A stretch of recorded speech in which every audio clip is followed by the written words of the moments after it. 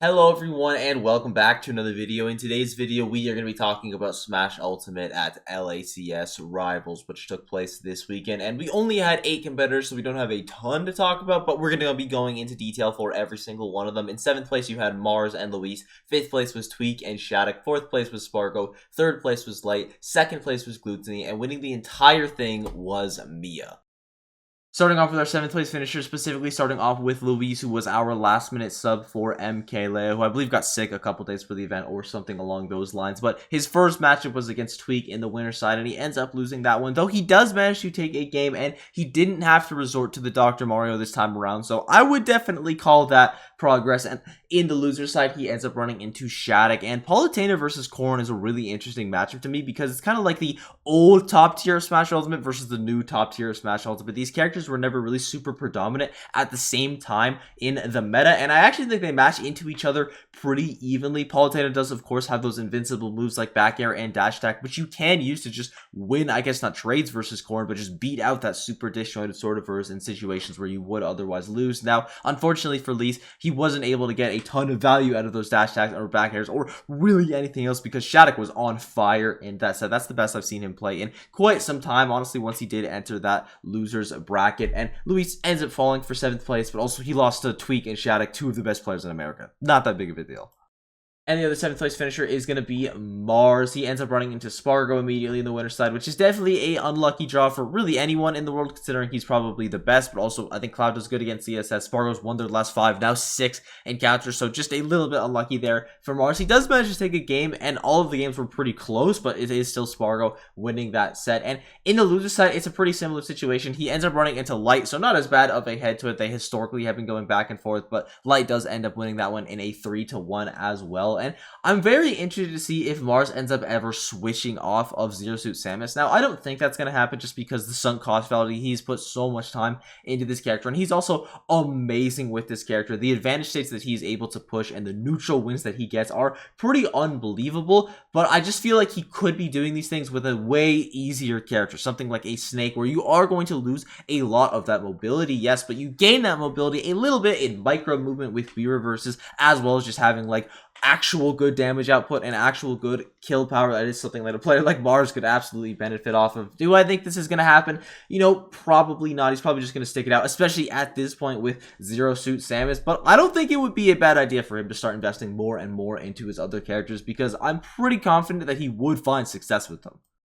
Next up is going to be our 5th place finisher, starting off with Shadic, and his first set is going to be up against Miya. And the last time that these two guys played, it was at, I believe, Circus CFL 3, where you actually had Shadic winning that set in winners quarters and then goes on to win the event. Well, Miya does the exact same thing here, beat Shadic in winners quarters and goes on to win the entire event. But I think Miya won the set because he was playing well, not because Shadic was playing bad. He still had Shadic taking a game, and he looked fairly solid, continuing to look solid as he went to the loser side as well, beating Luis in a 3-0, getting himself to the second day. And on that second day, he immediately had to face off against Spargo, and he does end up losing that one in a game 5. And it should be noted that in the first game, you have Spargo going Cloud, and the rest of the games, he goes Aegis. And it was almost a reverse 3-0 here from Shadic, but Spargo closes it out on the Aegis. But I actually think of Cloud and Aegis, Aegis is the better choice into Corrin. I think she does really well in that matchup. So the fact that Shadic was almost able to reverse 3-0 is super impressive. And yeah, it's maybe not the ideal placement for Shadic. I'm pretty sure he plays as his seed though, so it's definitely not the end of the world.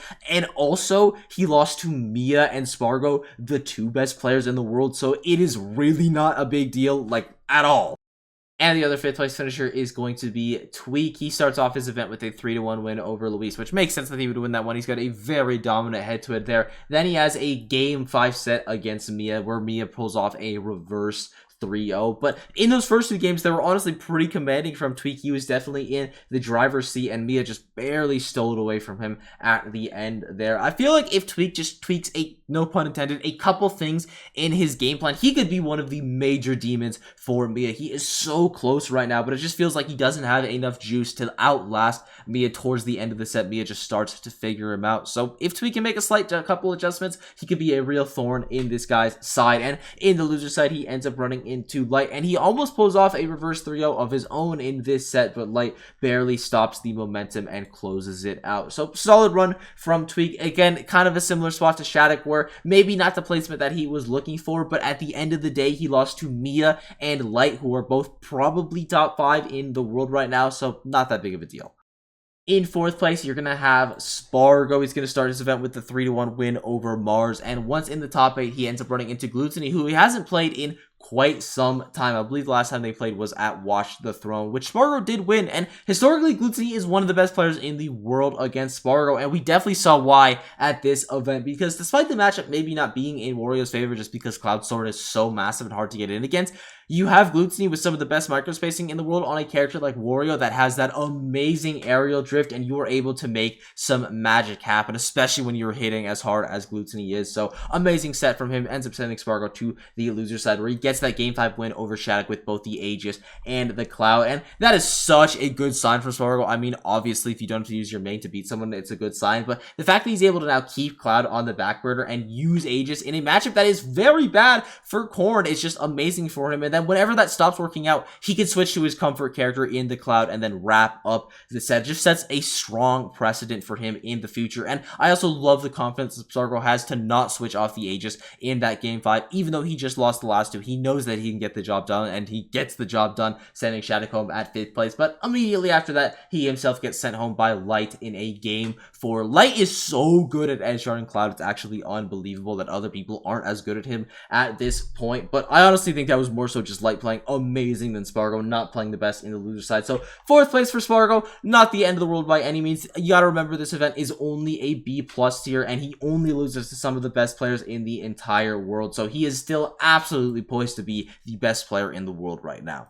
In 3rd place, you're going to have Light. And straight up, I think if Light didn't run into Glutonny twice at this event, he would have won. He could have played any other player in the world, maybe a Colo or Sonis, but any other player in the world aside from those two as well. And I think he would have come out on top because he looked absolutely unreal. His first set against Glutonny is going to be a Game 5 where he almost pulls off the reverse 3-0, but Glutonny just barely closes it out. Once in the loser side, he beats Mars in a Game 4, Tweek in a Game 5, and one of my favorite sets of the event. It's always a banger when Tweek and Light play, especially when it goes to Game 5. And then he beats Spargo in a Game 4 as well. Again, I have to highlight how good Light is at finding those edge guards against Cloud, going off stage with a Nair or a Shine, whatever it is. He's just so fearless against this character, and please, everyone else, take notes. And in the losers finals, he ends up running into Glutonny. This one, not a reverse 3-0, a lot more competitive throughout the set. Gluto winning the first game, Light the second game. You can kind of imagine where it goes from there, but it ends with Glutonny closing it out in Game 5 in a crazy clutch from him. But it was one of those moments where Light was just like absolutely farming. He pulled off one of the most insane combos that I've ever seen, with 2 stocks left, by the way, high percent. But then he lets Glutonny back into neutral, and you just have this sinking feeling in your stomach that, oh no, it's over, isn't it? Glutonny lands like a back air dash attack or something, gets Light down to the even stocks, and then from there it's just an up tilt or a Nair, I think literally at 0% to steal that stock from Light and get Glutonny into the grand finals. But still, amazing run from Light, even though he unfortunately and tragically, may I add, wasn't able to end his losing streak against Glutonny. He still looked very competitive in that set, looked amazing against everyone else, and the next time that he plays Gluto, I know it's going to be with a vengeance, if it wasn't already. But let's speak of the man of the hour. Glutonny ends up getting 2nd place at this event, and he was the player that I was the most impressed with by far. He looked absolutely unbelievable. He's going to win that set against Light in the winner's quarters in a Game 5, stops the reverse 3-0 from happening, and once Light gets momentum, it is really hard to slow him down. So I definitely would have been worried if I was him coming into that Game 5, but he keeps his composure in the winner's semifinals. He gets that 3-1 win over Spargo as well, and like I mentioned, your microspacing needs to be on point in order to get a win over Spargo ever, but especially on a character like Wario, and it was definitely on point for Glutonny to get himself into the winners finals, where he ends up running into Miya, which is a very tough matchup for Wario. I think Game Watch absolutely destroys the character. You're just not able to go in against Game Watch, make any of your approaches, because he's just going to stuff you out with a Nair with an up B, and Miya ends up winning that one in a 3-1, sends Gluto down to the losers finals, where he gets that Game 5 win over Light, ripping quite literally that Game 5 away from him to get back to the grand finals. against Miya, where he resets the bracket in a Game 5 absolutely banger set, may I add. And in the reset of the grand finals, he unfortunately isn't able to continue that momentum. It looks like he would, winning the first set, but Miya wins the next 3, sending him home in a 3-1 fashion. But still, amazing run from Glutonny. He was a massive question mark coming into this event because we haven't seen him at a major event since, I believe last time he was at a big one was Delta 9, which was in October, and prior to that it was like September the last time that we had seen him. So definitely miss Glutonny at the top level of competitive Smash, but it's clear to see that he is not going anywhere after that small hiatus, right back to where he left off, and he's just looking amazing. And our final player, the big winner of LACS Rivals, is going to be none other than Miya. And this was no cakewalk for him. He had a pretty tough bracket. It starts off with a 3-1 win over Shadic, who not only plays a character that beats Game & Watch in my opinion, but also beat Miya in their last encounter. Then once in the top 8, he runs into Tweek, who starts off with a 2-0 lead, having an amazing game plan coming in, but Miya just slowly figures it out as the set goes on and is able to reverse 3-0 him. Then in the winners finals, he's playing against Glutonny, who is playing extremely well, the best I've maybe ever seen him play, and he manages to stop him for just a little bit. But in the grand finals, Glutonny resets the bracket in that Game 5, but it's in the grand finals reset where Miya finally puts his foot down and he says, okay, listen, you got your win, but we're having a winners finals again, pretty much the exact same way as winners finals in a 3-1 fashion. You have Miya coming out on top, just the order of the games being a little bit different, but the domination and the result was the exact same. Miya, your winner of LACS Rival, and he looked amazing